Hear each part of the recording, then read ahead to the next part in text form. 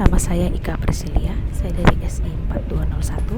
Saya menjelaskan tentang transisi dari analisis ke desain menggunakan diagram interaksi.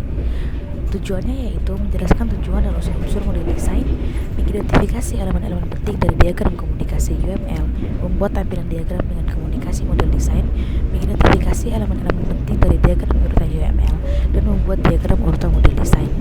Selanjutnya ada peta proses. Perkenalkan model desain. Model desain dibuat dari model persyaratan, dan model desain digabung dengan model arsitektur untuk menghasilkan model solusi. Diagram interaksi.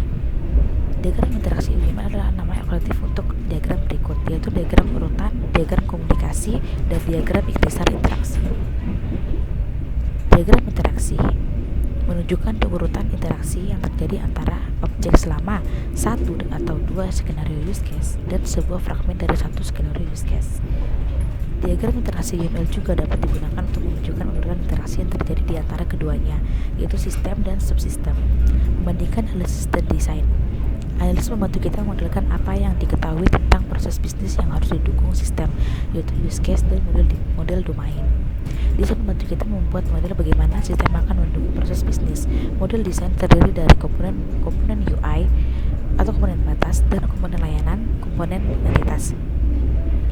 Analisis ketahanan adalah proses yang membantu dalam mengidentifikasi komponen desain yang akan diperlukan dalam model desain. Masukan untuk analisis ketahanan yaitu kasus penggunaan, skenario use case, diagram aktivitas use case, model domain, dan keluaran dari analisis robustness adalah model desain biasanya ditangkap dalam interaksi UML. Komponen batasan bisa dilihat di sini. Yang pertama, abstraksi layar UI, sensor, antarmuka komunikasi, dan sebagainya.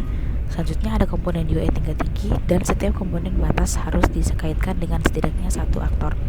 Komponen layanan yaitu yang pertama mengkoordinasikan aliran kontrol dan mengisolasi setiap perubahan alur kerja dari komponen batas dan entitas. Komponen entitas yaitu yang pertama, entitas biasanya bersesuaian dengan objek domain. Yang kedua, sebagian besar entitas gigih dan entitas dapat memiliki perilaku yang kompleks. Objek layanan akan sering mengontrol objek entitas yang sesuai, dan objek layanan dapat didelegasikan ke objek layanan lain. Komponen batas dan entitas. Komponen batas sering dapat mengambil atribut dari komponen entitas, bisa dilihat di sini. Menjelaskan proses analisis robustness. Yang pertama, pilih use case. Yang kedua, buat diagram komunikasi atau diagram urutan. Yang perlu diperhatikan adalah identifikasi komponen desain, menggambarkan hubungan antara komponen-komponen ini dan memberi label. Dan yang ketiga, ubah diagram komunikasi menjadi diagram urutan atau sebaliknya. Selanjutnya ada mengidentifikasi elemen-elemen diagram komunikasi, bisa dilihat di sini. Ini adalah variasi dari diagram komunikasi sebelumnya.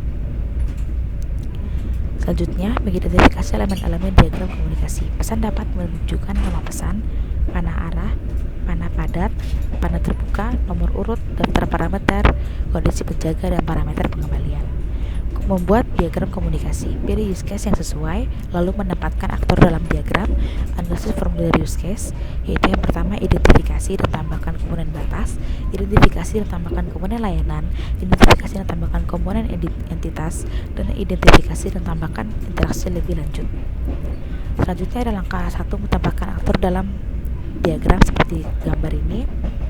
Langkah kedua A, identifikasi komponen batas. Ini langkah 2B-nya. Langkah 2C-nya, langkah 2D-nya, langkah 2D. Ini langkah 2D yang kedua.